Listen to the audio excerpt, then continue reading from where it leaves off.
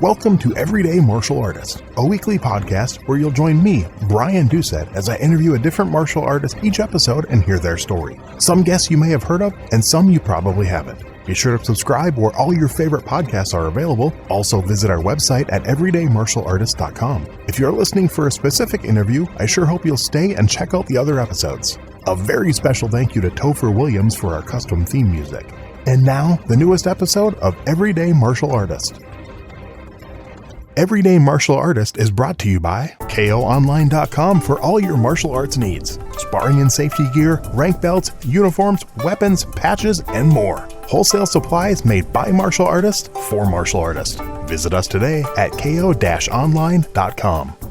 Hello and welcome to the Everyday Martial Artist Podcast. I'm your host, Brian Doucette, and as we do every week, we're joined by a brand new guest talking about their life and their journey throughout the world of martial arts and other stuff they're involved in. My guest today started his professional life as a martial arts instructor. After about 10 years, he went to college, got his master's degree in counseling psychology, and started his second career as a mental health and addictions counselor. He's now starting his third career as an author, life coach, and seminar presenter of what he is calling martial arts for the mind. He's a creator of the 10 Step Reframe and the founder of the 7 Disciplines Training Academy. Please welcome my guest today, Mr. Tom Jordan. How are you doing today, Tom? I'm great. How are you doing? I'm doing good. I'm in Minnesota and there's almost no snow on the ground, so I'm kind of happy. It's December, so that's rare for us. Nice. Yeah, we have a very sunny day today right here. Nice. And where are you located right now? I'm in Ashland, Massachusetts. Okay, cool. Well, I know I kind of talked a little bit about, when I contacted you on LinkedIn and stuff, but I kind of give the listeners a background on how I tracked you down. And my original plan was, I had interviewed a guest a few weeks ago, Mr. Eric Betts, and he talked about his first instructor and the impact he had. And I was actually going to go back and pull that audio and play it for you so you could hear it. But I thought it would be cooler if you heard it directly from him. So I'm going to have Eric jump on and join us. How you doing, Eric? Hey, what's going on, Brian? How are you? I'm doing great. Go ahead and say hi to Tom and just talk a little bit about that and how I came to find Tom. Tom, as crazy as this, first of all, hi, Tom. It's crazy to be talking to you. It's just, this whole thing is mind-blowing for me.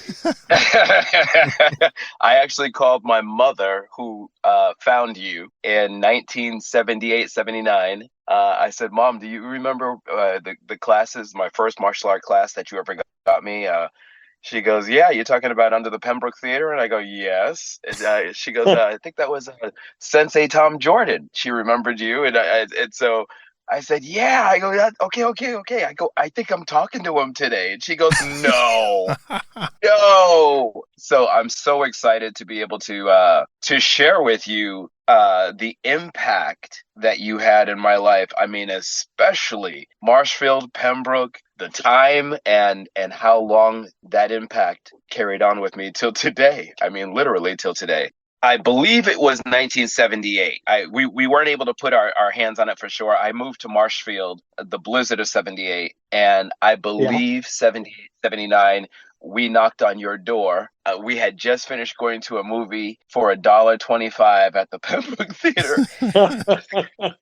You guys have an idea how old this place is, man. And I don't even remember what we saw, but we went downstairs and I watched through the glass a class that you were teaching, and I was like, Kenpo, what's Kenpo? And we're talking before Jeff Speakman, the perfect weapon. We're talking like Tom Jordan was the real deal, man. And so I'm watching him and I'm listening to what he's saying to the students. And I told my mom, I'm like, I want to take a class. I want to be in here. And you invited us in, and I remember, I'm in 6th grade at the time. So to give you an idea of how much impact we're talking about, I'm now 56, soon to be 7. So, right. I'm standing there in awe. I think at that time you were explaining to me about why I was there. You were asking me questions about why I was there. You were asking what previous experience I had before, which was 0. And what was my reasoning for wanting to be there? What did I want the martial arts for? And so at the time in high school, I was, for the most part, being bullied and so on and so forth. I had just arrived in that area. But my fascination for martial arts went beyond just, I want to protect myself. It was, I grew up like many other people, inspired by Bruce Lee.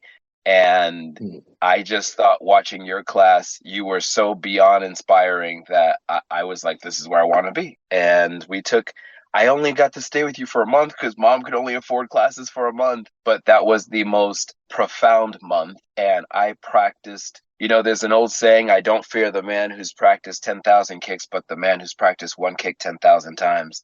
And in Marshfield, after 1 month of class with you, I practiced a kata that I know to today, of taking my left hand and capturing a right fist around the wrist and doing a rising chicken under the elbow and a back fist to the right cheek. I mean, I still remember that specific. Do you know what I'm talking about? Yeah, that's crazy. Those are the punch combinations. I remember it to this day. That is so cool. Fabulous. That's interesting when you say about what's Kempo. I remember I was an adolescent myself, a juvenile, delinquent actually. My friend Steve and I were parked out in front of the school that came to Burlington. This is when karate just came to town. Kung Fu was on TV. Bruce Lee was out. It was just new in America. So the school opens up, and we look up at it, and there's a dragon on one side of the sign, right? And a tiger on the other. And in the middle, it says Kempo, Karate, Jiu-Jitsu, Kung Fu. Now, we're out there smoking a joint, looking at the sign. Yeah, looking at the sign, just freaked out by the sign. And this is what I said. Well, I don't know what Kempo is, but karate is when you chop someone in the back of the neck. And that's it. Kempo, karate. Jiu-jitsu is when you touch someone in a pressure point and they collapse. And Kung Fu is when you rip their heart out. And that's what I figured was the deal, So very interesting. That is so cool. No, I got to tell you, this is a mind blower for me because I'm 70 years old now, and we're talking about a past life for me. Literally, like, that was another era, a different person. I don't think about it much. And when I heard someone say, "Did you have a karate school under the movie theater in Pembroke?" It just freaked me out, So very good to hear all that. Wow. Well, there's more to this. I wanted you to see how far your inspiration, how far, you never know. I've been a teacher now for gymnastics and martial arts for 42 years. I started in 1981 at the Anchorage School of Gymnastics, and I never stopped somehow. And I ended up learning more. You mentioned about Buddhism. My mom is a practitioner of Buddhism, and of course, lots of martial arts is Taoism as well as Buddhism. Right. And I continued. I went to Copley Library after I couldn't afford classes over there anymore, and proceeded to rent out books and couldn't keep the book long enough because it was I was learning from figure A, B, C, D, E, F, and G and trying to connect the dots. So I started scanning pictures together and creating a kind of a scroll, if you will, of martial art styles and kind of Jeet Kune Do'd them together to kind of create the style I ultimately do today, which I call Hollywood Kung Fu. From if you remember the Pagoda Theater in Boston in the combat zone, I used to go there and just study there like crazy and pay my $2 or $3 to watch 3 movies and try to remember and race home and practice what I saw. Right. The idea is that I ended up as a Power Ranger. So your martial art instruction, I became the red and the green ranger for the Mighty Morphin Power Rangers when the show first came out in 1993.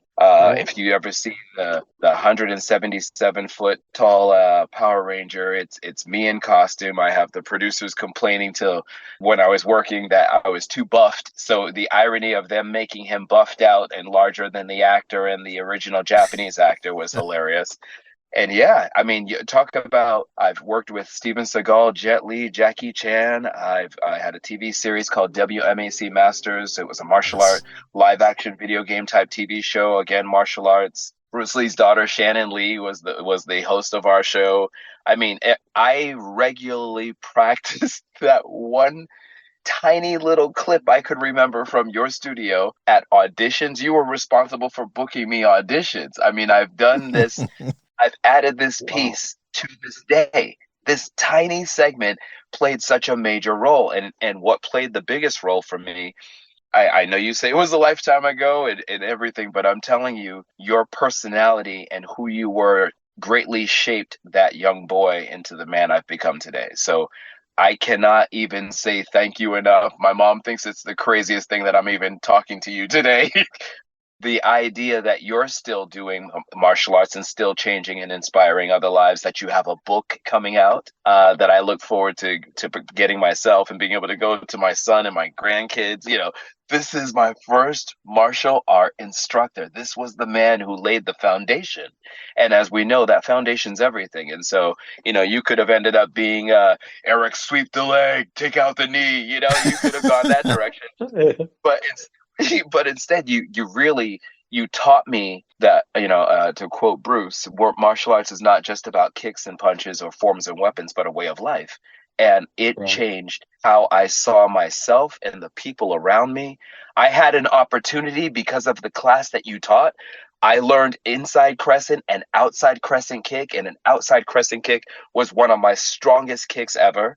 And somebody bent down, a guy at my high school, guy named Gary Trungone. I remember that to this day. Big guy, huge guy, especially compared to my tiny little body. I was probably 125, if that wet. And Right. I remember the guy bending down at a 90-degree angle and going, "What are you going to do? Punch me?"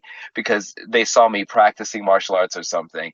And like Billy Jack, all I could think was, I'm going to take this right foot. And then I had to think, and this is truly what I thought. Your instructor Tom would not be happy if you took this choice. This was a path, he explained. It's not about beating people up. It's about you learning how to gain control over yourself. And I closed my eyes and I chose to do nothing, not out of fear for the first time in my life, but by making a proactive choice of what will happen after this moment of satisfaction. What's going to happen?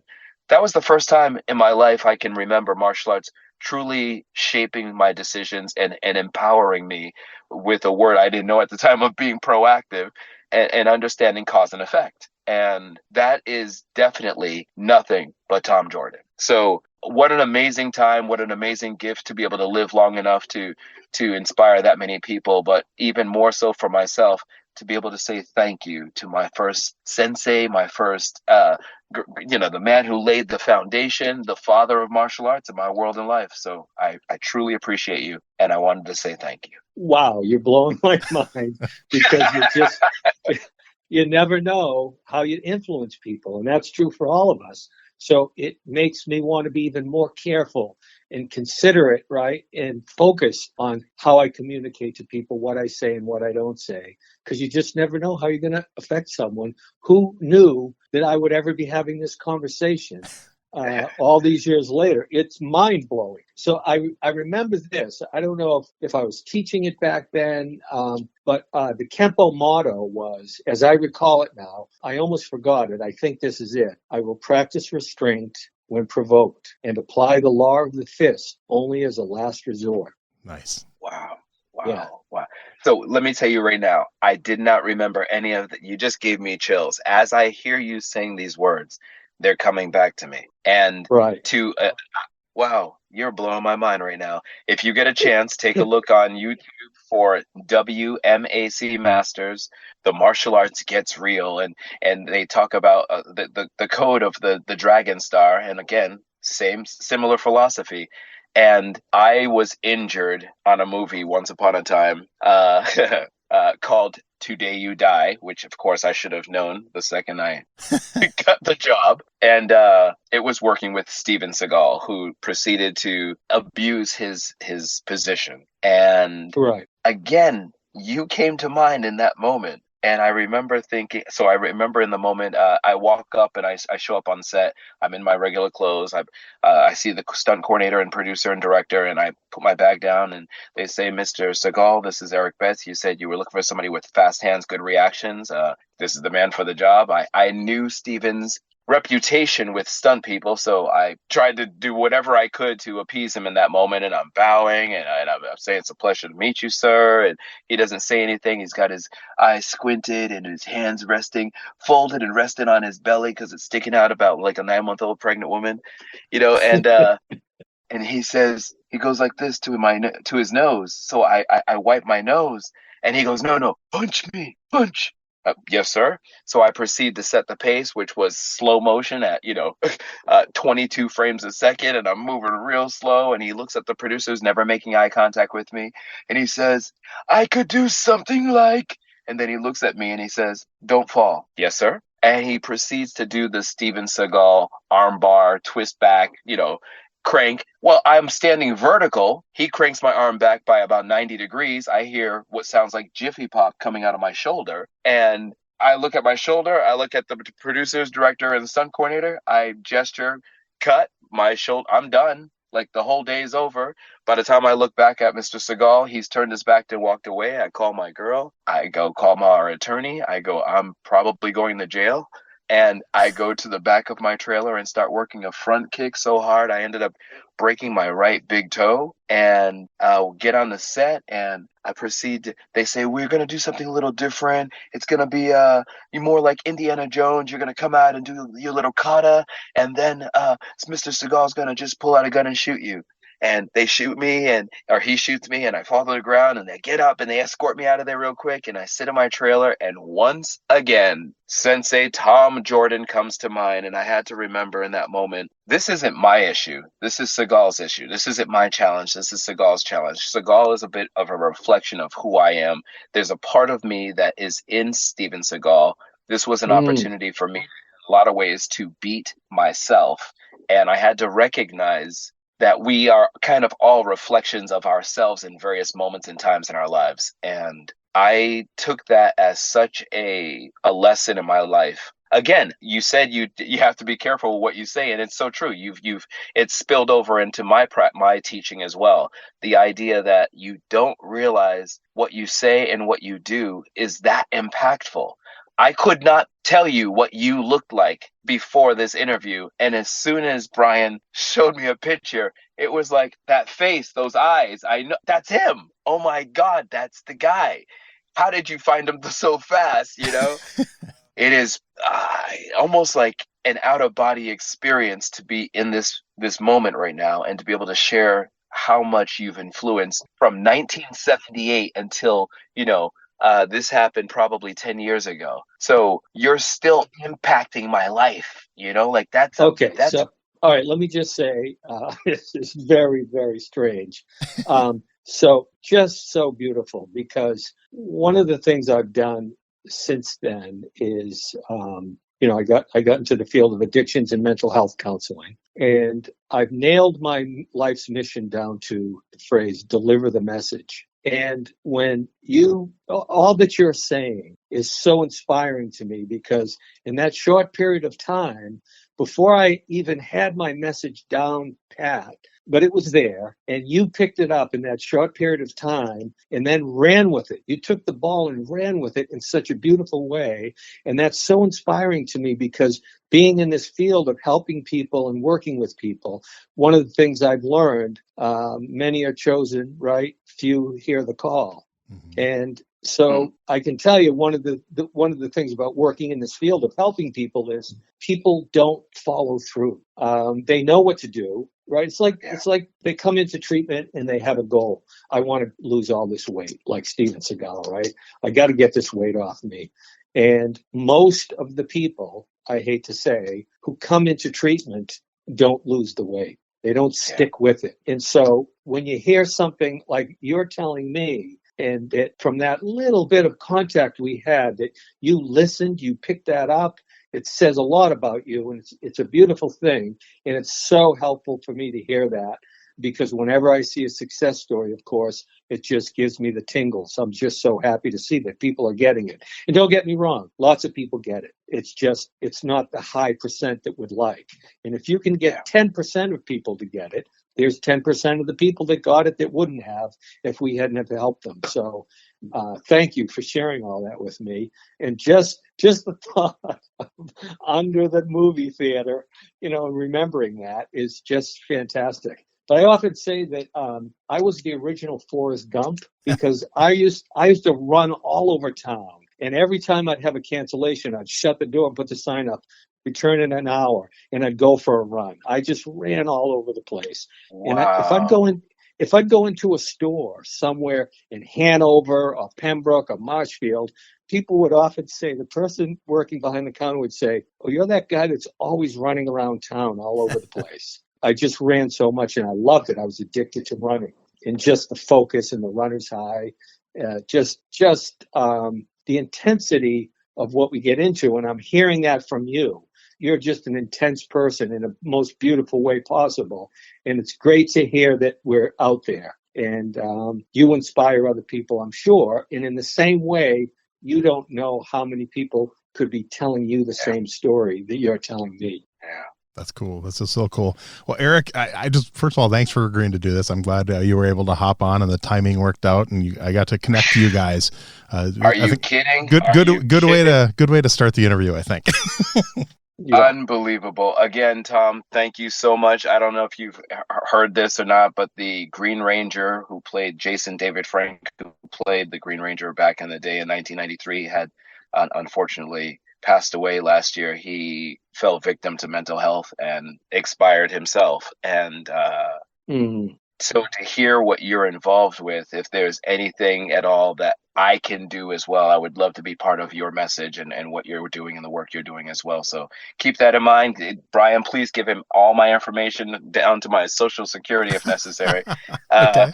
I mean, for real, this is such a blessing. Talk about an amazing holiday gift. Tom, I cannot thank you enough. And I hope the listeners here really understand. Brian, you have some crazy detective skills. I don't know who you are, what you are, man. But AI's got nothing on you. So the world is in a rough place. We're in a tough place with global warming and everything, and mental health issues and just all kinds of things. So I love what you're saying, and I'd love to stay connected with you.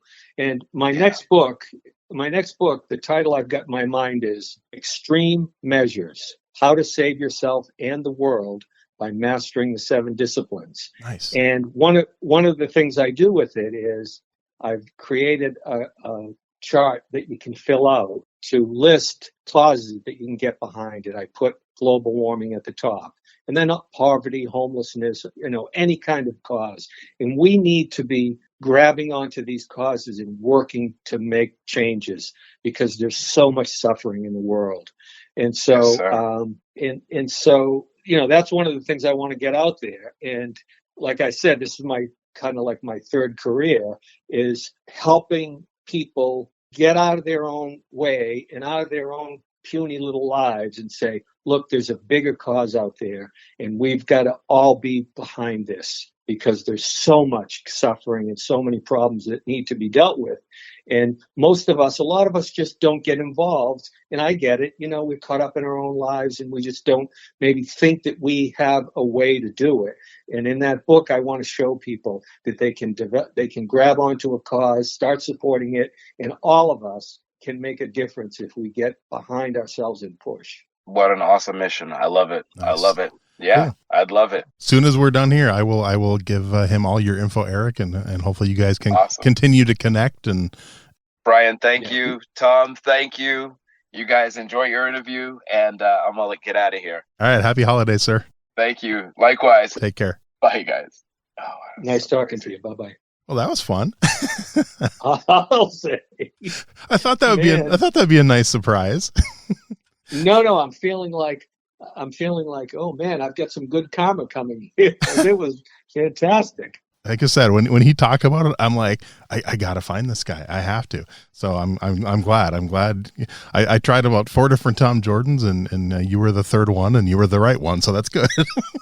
Wow, that's amazing. That's cool. Well, now to get to the normal part of the interview, now that we have our wonderful intro, you talked a little bit about it, and seeing that the sign and hanging out with your friends and smoking weed and stuff. But what I'd like to know is martial arts for you. I want to go back to the very beginning and kind of find out where it started. Where did that first interest, that first spark came from that kind of launched your martial arts journey? So I'll tell you, I was a juvenile delinquent. Mm-hmm. And starting in elementary school, I didn't pay attention in school.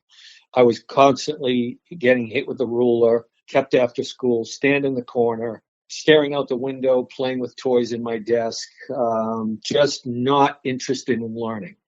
Now, besides that, I had no interest in sports. I had no interest other than when I was young in elementary school. watching TV, and reading comic books. And a lot of time spent in my imagination. Some of it was due to, my father early on was an alcoholic. And, there's 6 of us siblings, and my parents were great in many ways, but they had some difficulties too. So there was a lot of sadness and suffering going on. And so when I hit, I think, 13, a few of my friends and I snuck up behind the Burlington Country Club where we lived in Burlington, Mass.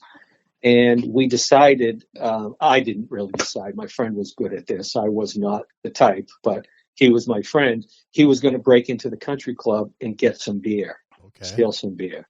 So I didn't want to break into anything. I was not into that kind of thing. So they left me up on the hill to be the lookout. And my job was to keep a lookout for any cars driving into the parking lot because the country club was closed. It was late at night. It was getting dark out, or it was dark out. And so, and if I saw, I'm not making this up, if I saw a car pull up, or police car, or any car into the parking lot, I was to hoot like an owl. Wow. And if they heard the hooting, it shows we were a bunch of criminal masterminds. Wow. So no cars came in, and I sat up there and waited. And then I saw them come out, and they were carrying something big, and it turned out to be a case of beer. And they came up, and we popped open that beer, and I drank that first beer, guzzled that thing down my first time, and got about halfway through the beer, and I had to stop for a break. And I noticed something after I drank that first half of beer. I was transformed in that moment. I became Elvis Presley. I just was the envy of every girl, and, of every boy, and every woman wanted me. That's how I felt from having that beer. And so from that moment, I became an alcoholic. Oh, wow. And my whole goal was to sex, drugs, and rock and roll. Where's my next beer, my next joint, my next hit of acid as I grew up and got older. And, I saw Jimi Hendrix. That's a good thing. Mm-hmm. The Doors, Bob Dylan. I was just into party. No sports, no school, no anything except where's the next party. And I was going in a rough direction. And so I'm in high school, and it's the senior year of high school, and I'm in the cafeteria because I used to spend I'd go to all 3 lunches, skip my classes, go to all 3 lunches, and I'd be in the cafeteria. And I remember a guy, we called him Itchy. That was his nickname. I walked up to Itchy and I said, this is it. There's like 2 weeks left of school. What are we going to do? Because this was out where we hung out. This is where the girls were. This is where our friends were. What are we going to do? And he said, good question. I don't know what we're going to do. And so I graduated. I was living with my parents. They're telling me, you have to get a job. What's going on? You need to do something with your life. So I went and got a job on an assembly line. I lasted 2 hours, and I walked off the job and went home. Oh, wow. My mother said, what happened? What are you doing here? And I said, I quit. So she started, going, God, Lord, what are we going to do with you? And they were saying that my whole life. So I was lost. I just had no clue, no plan, no skills. And then I was which I talked a little bit about, I was with my friend Steve, and we're parked out front of the karate school. Now, Kung Fu had come on TV. And I had actually in high school, and late in high school, I got involved with TM, remember Transcendental Meditation? Oh, yeah. Yeah, the Maharishi. And I signed up for that, went in, got my mantra, and learned to meditate. Someone at the job that I worked at when I was in high school, I was on the work study program, which means you get out of school early to go to work because you're not going to do anything at school. So at the job I worked, I was a stock boy. Someone there, a couple of the people there had done TM, and they were telling me about it. And this is kind of funny. And I'd say, what do you mean meditation? What's meditation? And they tried to describe it. You sit down, you close your eyes. You have this mantra, which is a sound that you repeat, and it expands your consciousness. To which I said, you mean like LSD? Wow. And then, I was asking do you see colors? What's it like? So they told me, not really, but it's a spiritual thing, and it does expand your consciousness in a beautiful way, and it's just great for you. It's reduces stress, and there's a lot of good things about it. So I said, yeah, I want to do it. So I signed up, and I went in and I got my mantra, and I learned TM. So that was the beginning Okay. where things were starting to change. And then the same people handed me a book on Zen Buddhism. And then I read Zen Buddhism. So I started to get interested in Eastern philosophy and religion. And then when I graduated from high school and I was lost with nothing, just no outlook at all. And then martial arts, first it was that Kung Fu came on TV. Mm-hmm. And me and my friend Steve would go to my mother's house and watch that. I think it was Thursday night. I can even remember. And that was the first thing I really fell in love with. And that was part of the Eastern philosophy. Remember Master Chow? And Yep. he would be telling Kung Fu all these beautiful Taoist philosophy and everything. And so I was in love with Kung Fu. And then Bruce Lee came on the scene, that movie. I went and saw that movie plastered, drunk out of my mind, watching that. But have you've seen Bruce Lee's movie, of course? Enter the Dragon? Oh, yeah. Yes, I forget. Right. This is a Yep. martial arts podcast. Of course you did. Yep. So when I saw that, I just had never seen anything like that. Bruce Lee, he was just unbelievable. And so I walked out of there with my head twirling and spinning. So we ended up, in front of the martial arts studio that came to town. That was the original United Studios of Self-Defense. And we're looking at the sign and just in awe. And the next day we went down to the school and we went in, we've got the long hair and the leather jackets, and we go up to the door, and Rudy Horn, who's a 3rd degree black belt and a big, big man. I weigh 140. I'm a small guy with a thin frame. But me and Steve are standing with our leather jackets out, and he comes to the door and he says, "Can I help you, gentlemen?" And he looked a little disapproving of us. And I was nervous. And I said, foolishly, "Yeah, we want to hear your spiel." And then he said, "How about I show you my spiel?" So Steve was kind of leaning against the wall with his arm against the wall, and I was in front of him. And I ducked under his arm and headed out the door as fast as I could. And then he followed me, and we went back to the car and said, "What happened?" And Steve said, I think he thought you were being a wise guy. So the next day, Steve went back on his own, told him I was nervous. We really want to sign up for lessons. Tom he didn't mean to be wise at all. So we signed up, and I fell in love, of course, with the martial arts. Now, what the martial arts did for me was I had never learned anything. I didn't do math. I could barely add. I'd try to do my multiplication tables once or twice and then drop it. So when I got there, one of the things they said was that the word that they used was discipline. Martial arts is about discipline.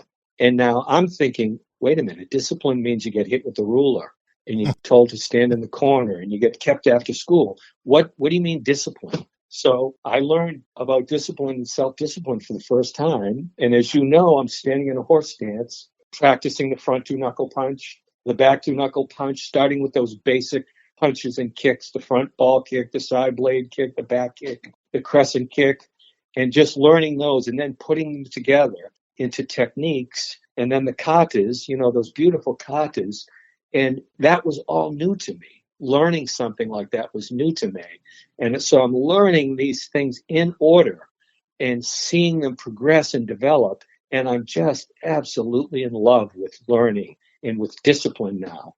And it wasn't too long. It took me a while because I used to go down to Sun Luck restaurant, Chinese restaurant, after our classes and would drink, and talk about how cool it was. And Rudy Horn, that guy Rudy Horn would come with us after we got our black belts, and he was a crazy guy himself.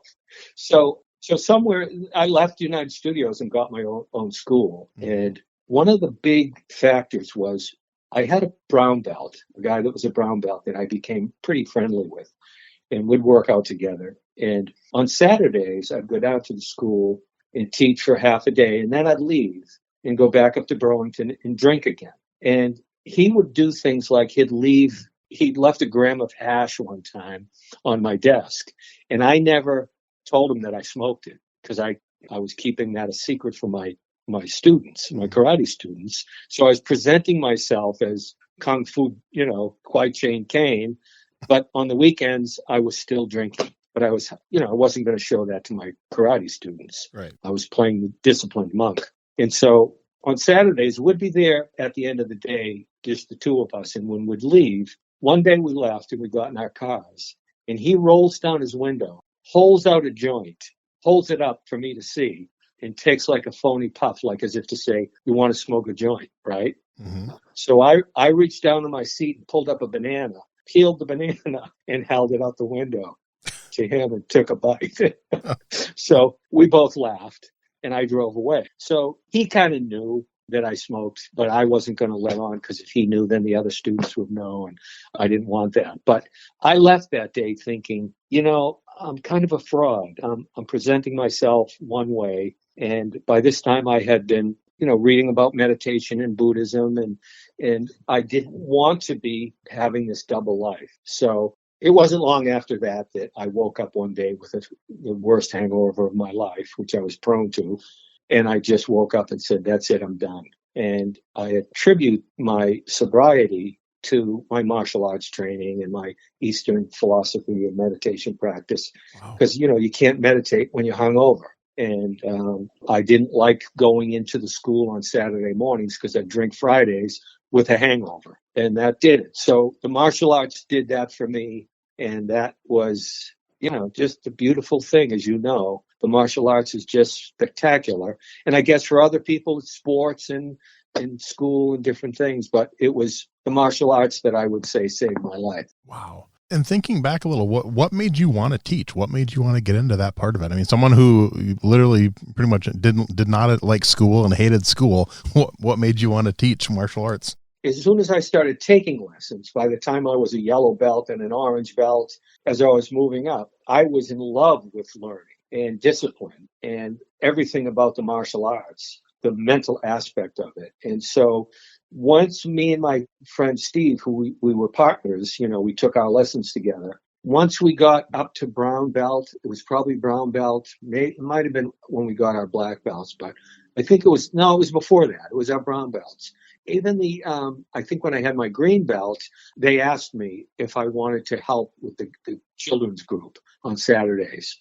Okay. So I would go in and help. And, I don't know if you do this in your style, but we would bow, we'd get in front of the group and everyone would get in the front position with your hands together, right? And you'd bow and then would kneel and meditate. So we'd just kneel down, put our heads down, and then get up and then do the class. And I'd go in there on Saturdays hungover. And when I'd go kneel down to meditate, I'd get dizzy, oh, wow. From the drinking. And so that was it at the beginning, even knowing this just doesn't fit. These two things don't fit. But at some point, my partner, Steve, said to me, he brought it up and he said, did you ever think about teaching martial arts? And I said, yeah, I mean, I'd love to teach. And the guy who was teaching us, who had his black belt, Rich Kelly, he was one of the guys that we knew. We had a sort of a gang in Burlington we called Hana, Hanna. And he was kind of like a Hana himself, which meant, crazy. He'd drink on the weekends and all that. And so we thought we could do it. A lot of the people who were taking the martial arts in that school in Burlington were people we knew. And some of them were, hardcore drinkers and fighters and just crazy people, going out to clubs and bars and all that stuff. So I ended up being the assistant instructor in Burlington. I got the job as an assistant instructor. And then Steve, I think they sent Steve out and gave him a school. And then, because he was a big, strong guy. And then after a while, they moved me. I think the first school was out in Canton, Mass. And I had a short gig out there in Canton. And then they sent me, I ended up down in the Hanover area. Okay. And then Penfield, we called it, because it was right on the line of Marshfield and Pembroke. And I was under the movie theater. And then at some point, one of my clients, who was a brown belt, who I knew well, said, "Did you ever think of opening up your own school?" Because it was a franchise, Fred Villari franchise. Mm-hmm. And I said, well, I haven't really given it any thought. And he said, and this guy was a businessman and he had money and stuff. So he said, what if we go in partners and I'll do all the book work and get, rent the place and all that. And you can be the chief instructor. So I ended up doing that. And, then it was just, I was running and working out. I mean, I worked out so long and so hard, I can't imagine today. I'm thinking, did I really do that? But I got up in the morning and I just worked out all day long. I would hit that bag and kick that bag. And I remember coming flying into that bag with a flying side thrust kick one time and then just snapping it right from the chain, breaking it right off the chain. That's cool. And I was just, worked out constantly and just thought that's what you did, and I was down there in the mornings by myself and I worked out. Client came in and I'd stop and teach the lesson to the client and then I'd get back to working out. And so it transformed me like, you read about. Yeah. A total transformation. So that's basically my martial arts story. Wow. And did you ever get into the competition side of martial arts? I never did. I went to a couple of tournaments and I think, I sparred in a couple of tournaments. I did kata competitions in a couple, but and that was only because it was the United Studios tournaments and I was part of that organization. So I did it, but I just never thought of it. I don't know why. Okay. And which style of Kempo was this? Well, so you're familiar with Fred Villari? Yeah. Yeah. So he used to be called United Studios Self-Defense. Mm-hmm. And so he initially called it Chinese Kempo. And, Nick Serio? Yep. Oh, yeah. Yeah. So Fred talked about him sometimes and because he taught Kempo too. And when I eventually saw something of his, it was nothing like what we did. It was not the same style at all. But Fred kind of told us it was. So he called it Chinese Kempo. And then when he changed it to Villari Studios of Self-Defense, he started calling it Shaolin Kempo. Okay. And, he liked the name. That's why he called that. He said whatever worked for him. And how long did you run your school for? Okay. Let me see if I can tell you that. I did it from about 73 to 83. Okay. About 10 years. Yeah. About 10 years. And then I had some kind of a problem with hypoglycemia and a sugar problem. And I had kind of a meltdown and I couldn't go in and teach. And I ended up moving in with my sister now I had stopped drinking a long time ago, but I never dealt with my drinking in any way, never thought about it, just stopped drinking cold and just kept working out. And when I moved in with my sister, she said, you might think about going to some AA meetings and some ACOA meetings, adult child of alcoholic meetings, because, Dad was a drunk and she had done this and thought it would be helpful to me. So I did go to a few of those like Al-Anon meetings and I'm in the Al-Anon meetings, adult children of alcoholics meetings. And I say, I'm listening to people's stories and I thought I was an alcoholic. Of course, I kind of knew that, but we didn't call it that back then. And no one really knew about AA when I was young and drinking. There was one person we knew in Burlington that went, but we didn't know anything about it. And so I started going to AA meetings, and those meetings were helpful to me to think back about my past. And that was it for the school. I never went back to the school. I called my partner and said, look, I'm just not in any shape to come back. You might want to try to find someone else to work with or close it or whatever, but I can't come back. So I didn't come back. And one day I came back to my sister's house from an AA meeting, and she was at the table with her beautiful husband, Phil, just the nicest guy in the world, generous. And they say, we think you should go to college. And so I said, wait a minute, I just closed my school. I don't have a pot to piss in. I can't afford to go to college. And Phil said, I'm going to pay for it. Wow. And isn't that amazing? Wow. Because my sister just a couple of months earlier had been walking up to Framingham State College, and they walked inside and she just spontaneously with Phil signed her up. So she had been going to college for a couple of months. And then she said, she just loved it and said, we want you to go. We think you should go. And they sent me to college. Now, they were going to pay for the whole thing, and I'm saying I can't accept that. Mhm. I'm already living in your house, and you've already given me so much. I just can't. I can't accept it. So I brought it up in an AA meeting, and someone walked up to me after the meeting, handed me a card from Mass Rehab, and said, "These folks will help pay for it." So that might help. So you won't have to get all the money from him.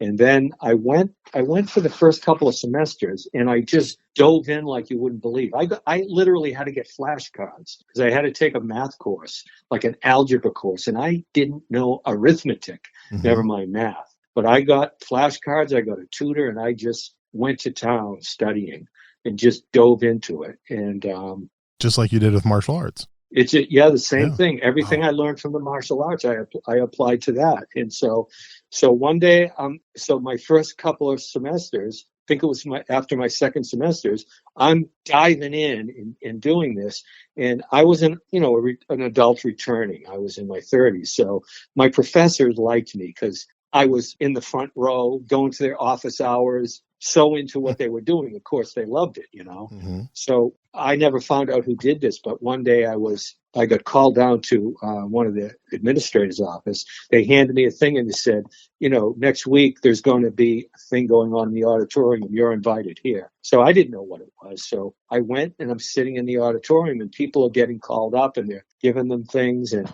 they called me up, and I had no idea this was going to happen.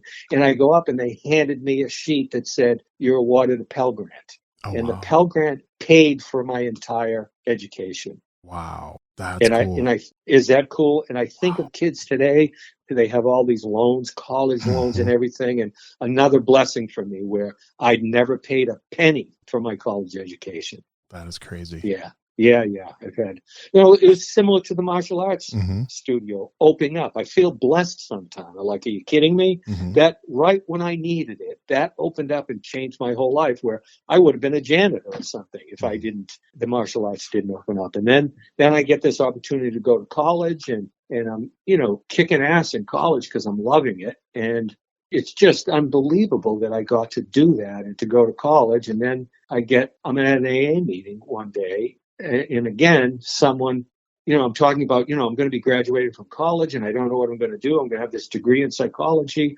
Someone walked up to me and said, "Here's my card. I work at Spectrum Health Systems, and come on down and apply for a job." And I just did it. I went down, I applied for the job, I got the job, and I fell in love with that career. And I loved Spectrum. They had a fabulous curriculum. It's as if I set it up myself, a cognitive behavioral Mm-hmm. curriculum, which I was in love with. And they taught classes every day. So I taught two groups every day, two actual psychoeducational classes that I taught. And I had a caseload of clients. It was like I was in heaven. But that's, Wow. been my good fortune. And now that I'm divorced, and I'm, decide I have to take all the information that I've gathered over all these years teaching, working in the substance abuse treatment field, because I kept a big 3-ring binder, Mm-hmm. and I kept developing these handouts and putting together material for my clients. So they would come to my door, knock on the door, and they'd say, they knew that that's what I was about. So they'd come to my door and say, "Do you have anything for depression? Do you have anything for anxiety?" So I have these handouts that I developed over the years. And so that's what I wanted to turn into a book, so it doesn't Okay. go to waste. And one of my goals is I want to get a website up, and I want to put all those handouts out that people used to come to my office and get. And people can just go to my website and download those handouts for whatever problems they're dealing with. That's a great idea. That's Yeah. cool. So at any time in the 30 years since you closed your school, did you ever go back to the martial arts, even for just to train, not to teach? No. When I was living with my sister at the beginning, for a very short period, I was out in her backyard doing my forms a couple of times. Mm-hmm. And then it was over. It was like its time Mm-hmm. had come. Okay. And I just said it served a purpose, and it taught me everything I needed to learn. And it was a beautiful 10 years that I loved. And what happened here's what happened. I said, I like to progress and evolve in things and keep going at it and see how far you can take something.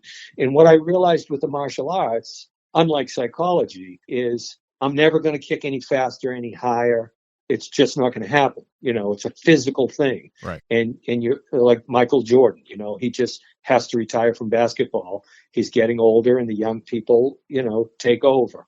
And so I just felt like that. Like I'd go and work out, and I was working out so much that I said, it's done. That's it. And when I went to school and I started studying, which this was all new to me, and I'm studying in college, and I've got these great textbooks and journals that I'm, required to read and study.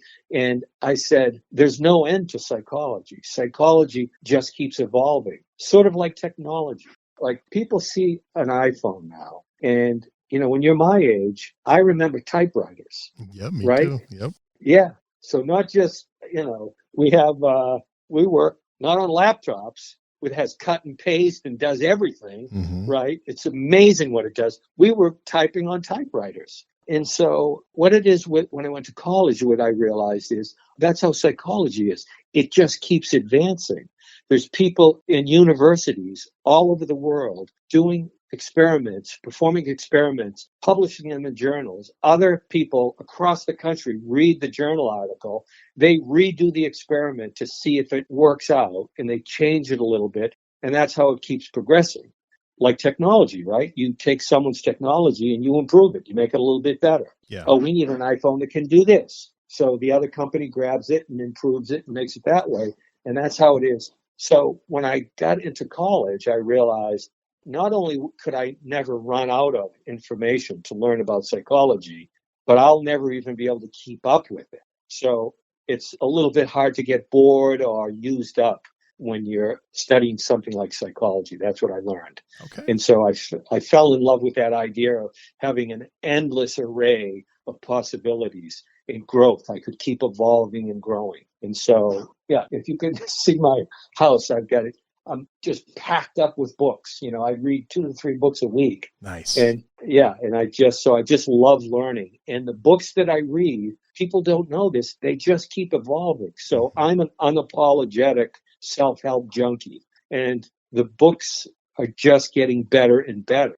And you can't, there's nothing lacking. Yeah. Whatever you want, any kind of book you want about personal development of any kind is out there. So if you're into that, if you're into learning and growing and evolving, there's never been a better time in history. That is true. Than now. But speaking of that, talk a little bit about your books. Talk a little bit about it, but kind of what can people expect and where can they find them and when they come out and stuff? Okay, so I have been working on my first book, and it's not the one I intended to write, but my sister actually talked me into it and said, I think you should write the addiction book first because you are qualified, as a licensed addictions counselor. So it might be the one you want to write first. And so I kind of went with that and I started writing that book. So I'll tell you this, I had no idea what I was taking on. It just turns out to be an amazing amount of work because once you get the book written, marketing the book and getting it out there so people will see it is incredible, the amount of work it takes because so many books are being published now. If you want to get your book so it goes anywhere, you've got to know what you're doing. So I hired a company called Book Launchers. They do a lot of work for you. So what I've got now is I wrote a first draft. I hired them. So they have a writing coach. And I meet with the writing coach once a week. And we talk about my book. And he has a copy of it. And he makes suggestions and all that. And so then I finish the first draft. And I send the draft off to Book Launchers. And they send it to first a content editor who looks at the big picture and makes some suggestions, you might want to move these chapters around a little or do this and that. So finish that. And then the next thing is a copy editor who looks at the wording and the sentence structure and the paragraphs and makes it, they know how to write. They know how to, I'm not really a writer. I've got the information, but I'm not a professional writer. So they do that. They turn it that way. So they worked on it and sent back the first copy edit to me and then said, you can go through and you can click accept or reject on these lines that we crossed out a whole paragraph or something. And you don't have to, it's your book. If you want to reject our suggestions, you can. And I went through and I was horrified at how many changes they made and how much they deleted. And I was not happy. And then I just kept pushing through it. And then I started realizing, oh no, she's making it better. I get it. She's not really changing the content, but she's changing the form of the book and the style of the writing, and she knows what she's doing. So I fell in love with that. So I finished that and sent it back, and they're going to do one more copy edit, send it back to me, and then I send it back again, and they proofread it. And once they do that, once they proofread it, they're going to come up with a cover design. They're going to have someone format the inside of the book. They're going to create the first copy of the book. They're going to mail it to me, and I'm going to open it up and cry because I'm a book lover, and to think, I have my own book, Yep. So then I get to look through it one last time and make sure I like the way it's set up and all that. And then we're going to start printing out books. Wow. And what they do is they know how to, for instance, get you onto into bookstores, for instance, right? They get you on Amazon, and they get you on the right place in Amazon for the book that I'm selling, right? And they do things like this. They tell you, you need a book army. So you've got to talk to everyone you know, right? Including you. So I'll tell you, everyone you know, and say, when the book's out on Amazon, you let them know, and you ask them to go to Amazon, buy a copy of the book off of Amazon, and read it. And if you like it, put up a review for me. Right. Because the more reviews you get up and the more books that are sold, then the more people will see it and the more it'll get out there. So it helps get it out to the world. So it won't just die on the shelf, which, a lot of books do. Yeah. And then you said you're also starting on a second book too? Yeah. So the second book is the one I was going to write. And then my sister convinced me that I should do the addiction book first. But the second book is called Extreme Measures, How to Save Yourself in the World by Mastering the 7 Disciplines. Now, the 7 disciplines, how I've categorized all the information that I've gathered while I was working in the field of mental health and addictions counseling. And I kept all this information in a 3-ring binder. It's a big, fat thing, hundreds of pages. It's huge. And I organized that. I came up with these 7 disciplines and said, what are the things that all successful people do? And it took me a little while to form this, and I shifted it around and changed it and added things. But so the 7 disciplines are, this is my idea of what all successful people do from studying them and reading all these books over the years, is they set goals, they formulate plans, they rehearse success, they take action, they reframe adversity, and they practice meditation. So I have a section, and those will be the 7 chapters probably of the book. And everything I've learned about all those categories are in the handouts that I have, and I'm just going to turn that into the book. Nice. Are you hoping to have both of them out in 2024 then? Oh, no. No? No. It's a long process. Okay. So I'm hoping to have the first book out in that time. And then we'll see if I write the second book. Okay. Because part of my goal is to do project curriculum, manuscript, and academy. Project Academy is, that's the website, maybe a YouTube channel, right? A podcast, not a podcast, a blog. Okay. And so I probably will be working on that first and get that up and running. And then that could be it. That might keep me busy. So if I'm doing a blog and I'm doing a YouTube channel and I got a website that I'm working on, I may end up not writing the second book. Okay. And we'll see. That makes sense. So talk a little bit about the martial arts for the mind that you mentioned. Yeah, so that happened ways back. So if you saw my LinkedIn page, at the top of the page it says Reframe Revolution. And a while back, I started an LLC company called Reframe Revolution. And then the little tagline was Martial Arts for the Mind. Okay. And that was something, I don't remember how it came to me, but it's what the 7 disciplines are. They're martial arts for the mind. And we're constantly being attacked by all sorts of things. Our own chattering brain, the negative thinking we have, the addictive urges we get, all those things are out to get us. And they want us dead. They do not want to see us succeed. So there's this force, Stephen Pressfield, who wrote The War of Art, he calls it resistance with a capital R. And he says, whenever you decide on doing something important, whether it's writing a book or starting a business, resistance rears its ugly head and tries to stop you, doesn't want you to succeed. So it's this force inside you that says things like, who the hell do I think I am to write a book? And those voices are what you need martial arts for the mind to defend yourself again. Okay. So one of the things, I teach the reframing, and I've come up with the 10 Step Reframe, which is a journaling technique where you identify that. When you're feeling off, you write down in your notebook, you write feeling, right? FLG, feeling. And so the feeling, it would be like depressed, anxious, sad, lonely, envious. And then you write trigger under the next line under it, and you write what the trigger was. Someone called me a name. I lost my job. I looked in the mirror and realized I was 70 years old. How can that be? And then what comes after that is the enemies are our success and happiness. And those enemies are those self-defeating thoughts that chatter in the brain. And we have a brain that evolved for two reasons only. Our brain only cares about two things: keeping us alive and spreading our genes. And so the world we evolved in, our ancestors evolved in, was a dangerous world, not like the one we live in now. And so our brain evolved to look for trouble, to scan the environment for trouble.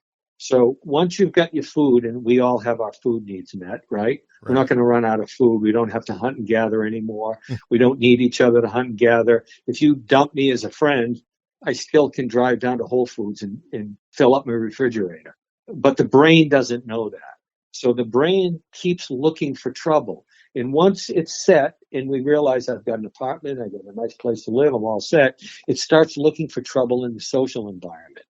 So if we're having this discussion and you come back with the tone of a voice or a look on your face that looks a little disapproving, the brain, you don't think this consciously, but the brain sees it as a threat to its survival. And you get a hit of the chemicals, these, how we have the different chemicals that squirt through our brain, like dopamine. So dopamine is the go-get-it chemical. When it sees the water hole off in the distance when you're in the desert, it energizes you to chase after that. And then when you catch it and you get the prize, the blueberry bush, you get a squirt of serotonin that makes you feel happy. But those things then fade away quick because you have to keep looking and keep searching to stay alive. And so one of the things you want to learn to do is realize that most of the time, the danger that you're hearing, the fire alarm in your head goes off, there's no fire. There's no problem. So once you learn about evolutionary psychology, which teaches about how the brain evolved and how those chemicals keep jerking us around, you can gain better control over those chemicals. So you're not feeling upset and you're not sure why, and you're not having all these uncomfortable feelings going off for really no good reason. Okay. And so martial arts for the mind is those 7 disciplines that teach you how to defend yourself against, a pretty scary world that we live in. That's really cool. All right. So I'm curious now, you got involved in martial arts, in the 70s and stuff, and it's obviously still part of your life, even though you don't constantly train and stuff. But I'm curious, what are your thoughts on like modern day martial arts and something like MMA and the UFC? Is that something you're a fan of? Do you ever watch that? Yeah. So I find it very interesting. Mixed martial arts. I thought of calling it mixed martial arts for the mind, because when I did martial arts back in the day, I learned the systematic training of Kempo, which is a guy stands in a half moon stance. He half moons in and throws a punch straight and stands there with his arm hanging out. And then you do all these techniques on him, sweep him on the floor. Then he gets up and you do the next one. It's not realistic. People don't fight that way in the street. They don't stand there and let you beat them up. And it's messy. Real fighting is messy. For instance, you're not going to hardly ever do a flying spin around back kick on the street. You're going to kick someone in the groin. You're going to stomp on their knee or their foot and elbow them in the face. It's going to be quick and dirty and hard and simple. There's not a lot of room for, like the Bruce Lee movies, they're choreographed. And he's beating the crap out of 20 guys, swinging around, flying around and spinning and all that, So that kind of thing isn't going to happen much on the street. So I see the mixed martial arts as the real deal. And you've watched it, I assume, right? Oh, yeah. Yep. It's a messy, ugly mess, the whole thing. In the cage, and they're pounding each other on the ground, and it's a nasty, violent thing. Yeah. But if I were to take up the martial arts again, and I thought about it actually now that this comes up, but I ended up with neuropathy and I've got really bad nerve damage to my feet and my hands. And so I couldn't do it if I wanted to. Mm-hmm. But when that came out, I said, I'd like to do that. In fact, there's a school somewhere close to me out here that they say non-gi lessons. And so you can go in and just to learn, not to compete like they do, but just to learn what's the real basic self-defense techniques I need to know to defend myself on the street. Okay. So I think had I not gotten the neuropathy, I would have done that. I would have gone and taken those lessons. Okay. In all your years, whether it's martial arts or through your regular career, is there one philosophy you've learned that rises to the top of your list? One philosophy. Mm-hmm. Well, I would almost call myself a Buddhist. And Buddhism it can be an ugly philosophy because if you know anything about Buddhism, the first noble truth is the noble truth of suffering, and that life is laced with suffering. And so suffering is then caused by attachment, right? We cling to things that are impermanent. Buddhism talks a lot about the impermanence of things. So it's like when I hit 70, really it happened when I hit 60, I was taken by shock.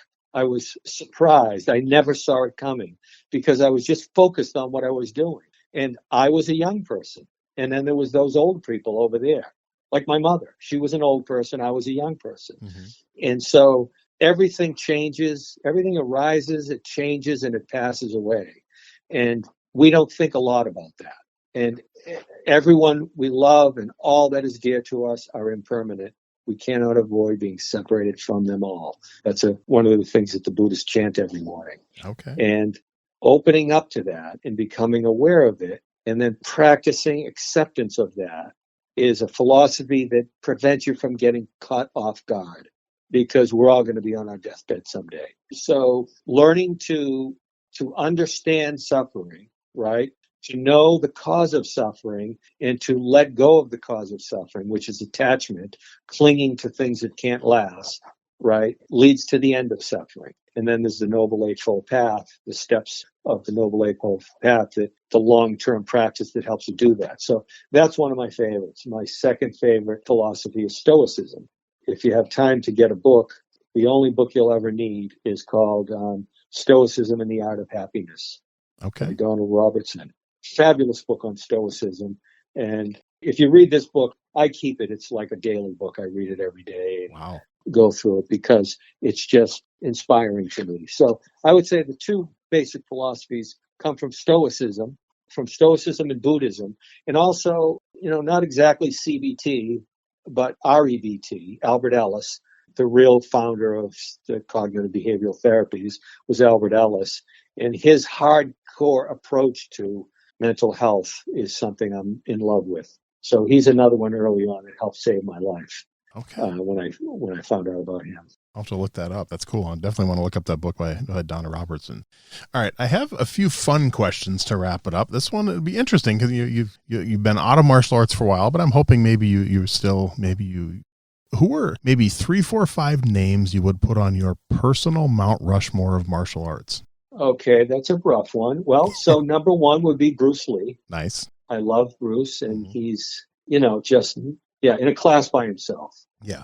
The second person on my list would be Ed Hosmer. And Ed Hosmer was a friend of mine who took martial arts the same time I did at the same school. And he took off like a shooting star and just left the rest of us in the dust. And he worked out like a madman. As much as I worked out, I could never keep up with him. And Steve, my partner, would go down to his school in Fairhaven to work out with him every once in a while. And we'd all start working out, doing kicks and punches. And then eventually me and Steve would end up sitting off to the side, exhausted, and he'd just keep going and going and going. You talk about the Energizer Bunny. Nice. So he was it. Now, I'm sure there's some famous martial artist that's not coming to my mind. I'm trying to think of some movies I saw that I love. Oh, of course, Jackie Chan. Nice. With his humor. And there was this great scene in one of his movies where, a bunch of guys chased him and he's running to get away. And he climbs out a window and gets on the ledge of a building. And then a guy comes out and looks out the window and sees him standing on the ledge. And Jackie Chan uses his hand like to say, come on out, come on out. and I just remember my wife yelling out in the theater, oh my God. Because he would be out on the ledge, enticing the person, come on out, I'll fight you on the ledge of the building. So yeah, Bruce Lee, Jackie Chan, and Ed Hosmer. Nice. And I've actually heard of it. You're probably at least the second, if not third guest that has talked about Ed Hosmer. So that's kind of cool. Stop it. Yeah. Yeah. Oh, I got it. Oh, great. I'm trying to remember who mentioned it, but I know for sure at least one of my guests, but I'm thinking maybe at least two other ones have mentioned his name. Oh, I can't wait to tell them about you and your podcast and about that. That's exciting. I could be wrong, but I think Joe Rebello, Kenpo Joe, he might have actually mentioned him on my show. Okay. I'll have to go back and listen to that episode. But like I said, I know his name has come up before. Okay, so Joe Rebello? Yeah, that might be the one. Okay, I'll have to check that out. If you find out later and you can let me know, that'd be great. Yeah, definitely. Because I might know the person who mentioned it. Yeah. All right, so how about a favorite martial arts book? Now, you said you read a lot of books. Oh, it's been a long time. A famous martial arts book. This is interesting that you asked this question because I've been trying to read less and meditate more, read fewer meditation books and actually meditate more. And one of the things I came up with is I said, it's a distraction for me. It's easier to read a meditation book than it is to meditate. I'm thinking I waste a lot of time reading meditation books when meditation is something you practice, not something you read about. And when that came to my mind, one of the things I thought was, I never read a single book on martial arts. I didn't learn from a book. I learned from an instructor. And then I practice. And I'm not sure that I ever read a martial arts book. Wow. Can you name a couple to remind me? There's so many. There's thousands. But like some of the popular ones are like Bruce Lee's Tao of Jeet Kune Do. Yeah, I had that. I didn't read much of it. Musashi's Book of Five Rings. A lot of people mention that one. Yeah. Art of War is mentioned a lot. Didn't read that. A lot of people mention like biographies and stuff too. Biographies of certain martial artists. And there's quite a wide range that I get answered. Right. Well, so this is interesting that you bring this up because I'm pulling this book up now as we speak. That I did go out and saw this and bought it. And it says, The Bruce Lee Code, How the Dragon Mastered Business, Confidence, and Success. So I found that book and I read up to page 17 out of 195 and stopped reading. Okay. Now, I'm trying to see why. It turned out it wasn't just a great book, I guess. Okay. I didn't like it. Yeah, so no, I guess I haven't read a lot of martial arts. No worries. Oh, this one you might not have an answer for either. A lot of my guests don't, but do you have a favorite martial arts video game? Did you ever get into video games like in the 80s or 90s? I never played a video game once. No worries. Yeah. That's okay. Yeah. Okay. How about a favorite martial arts TV show? I know you mentioned Kung Fu. Is that it, or is there other ones you ever watched? Oh, absolutely. Kung Fu TV. Okay. Now, I don't have a TV and I don't watch TV. Oh, wow. And it's been a long time since I've watched TV. Okay. So, but still, I loved the Kung Fu show. And of course, when I go back and look at it and I see how bad the Kung Fu is. Yeah. And that they rejected Bruce Lee for the role because he was Chinese. It's just insane. And I know you don't have a TV, but if you ever get a chance, there's a current series that has 3 seasons, just got picked up by Netflix now. It was on another streaming channel, but it's called The Warrior. And it's actually Bruce Lee's daughter, Shannon, is a producer. And they created the show based on his original notes for the series Kung Fu. It's the show Bruce Lee wanted Kung Fu to be. Right. And it's a phenomenal show if you ever get the chance to watch it. I think you would. If you like Kung Fu, I think you would really enjoy it a lot. No, I guarantee I'd like it a lot. And one of the things I could do is possibly watch it with a friend. Oh, there you go. Like I have a friend who probably has Netflix. So I could check it out with him and ask him. He'd love to watch it with me. Well, if you check it out, you gotta let me know what your thoughts, because I'm curious to know what you thought about it. All right, how about a favorite martial arts movie? Well, of course, we said Enter the Dragon, right? Yep. And Jackie Chan. Yeah. Some of his movies. Those are the two that I'm thinking of. Oh no! Crouching Tiger, Hidden Dragon. There we go. All right, that one's actually picked. That one and Enter the Dragon have been picked a lot recently. those two are, I'd have to say, equal. Okay. That one was just fantastic. I couldn't Yes. believe what a great job they did. Okay, cool. I'm glad you brought it up because I'm going to get it and see it again. Oh, there you go. If I can get it on disc, I'd buy that. I'd love to have that. Well, you had mentioned you got to go to Enter the Dragon in the theaters. I was born in 1974, so I was born after it came out, but they re-released it this past August for the 50th anniversary, and that was the first time I ever got to see it on the big screen. I actually got to go to a movie theater in my hometown here and watch Enter the Dragon on the big screen, which was kind of cool. Yeah, great. I mean, I didn't even hear it was re-released. I don't know about what other places, but here they only showed it one day, one showing. So, right. So luckily I heard about it and got tickets. Yeah, it was fun. And how was that? I mean, I've probably seen it on DVD and VHS, probably 30, 40, 50 times, if not more, but something about seeing it in the movie theater on that big screen, it was pretty special. Well, he's just an example of a unique individual where everything came together. Yeah. The way he looked, the moves, the funny squeaks he did and all that, his physique, his thin build, and then his speed and everything about him was just came together perfectly. Yeah. All right. Final question. And this one doesn't have to be a martial arts movie, just a favorite movie fight scene. Is there one fight scene that just jumps to your mind and stands out? Yeah. Okay. I wish I could answer this question, but I've seen a lot of fight scenes and I love them. Yeah. So one of them is Denzel Washington. What's the name of that movie he's in? The Equalizer? The Equalizer. Yep. Some of those are just fantastic with the watch and the whole thing. And I just love those. And I'm not happy about the fact that I love them. They're so violent. Yeah. But I love them. And so I'll just say this. I saw a scene, and I don't know where I saw it or when. It could have been on YouTube, could have been over at my friend Mark's house. It was on the TV there. But I saw a fight scene, and I don't know the name of the movie. And I've seen a lot of fight scenes, and it was just heads and tails above anything I've seen. Oh, wow. Better than Bruce Lee, better than Crouching Tiger, because it was the most realistic. And it made me think it just did away with all the other fight scenes because they found a way to make it real and spectacular at the same time. Wow. And I wish I could find it, and I knew the name of it because I would love to get that movie and watch the whole thing. But I have never seen anything before or after since that fight scene, and I don't know the name of the movie. Darn. Okay. I'll have to maybe start doing some digging, see if I can figure it out. Well, before I let you go, Tom, anything that maybe I forgot to ask you or you just want to be sure we get out there really quick before we wrap it up? Okay. Everyone should be asking themselves this question. Is there a purpose to life? What is that purpose? What is my purpose? Why am I here? And how do I get busy fulfilling that purpose? I like that. That's a great way to wrap it up, I think. Yeah, that's what we need. We need a good purpose, and we need to get our butts off the couch and start working our butts off. Well, Tom, I'm so glad this worked out. I'm so glad I reached out to you and very glad that Eric was able to join us at the beginning for a little bit. And it's been so much fun hearing your story and hearing about this. And I can't wait for the listeners to hear this. Yeah, no, I loved it. Thanks so much. This was fantastic. I'm so glad I heard about you. Found me. It's so crazy. And that whole story and listening to Eric, my head's spinning. It was just fantastic. And just to realize, I made an impact on someone way back then without, we don't realize. And so, yeah, it's important that we're true to ourselves so that we each have that chance to make an impact when possible. That is so cool. I had chills when he was talking about it. So it was very, very cool. But I truly appreciate your time. And I can't wait to get the episode done. Thanks so much for finding me and having me on.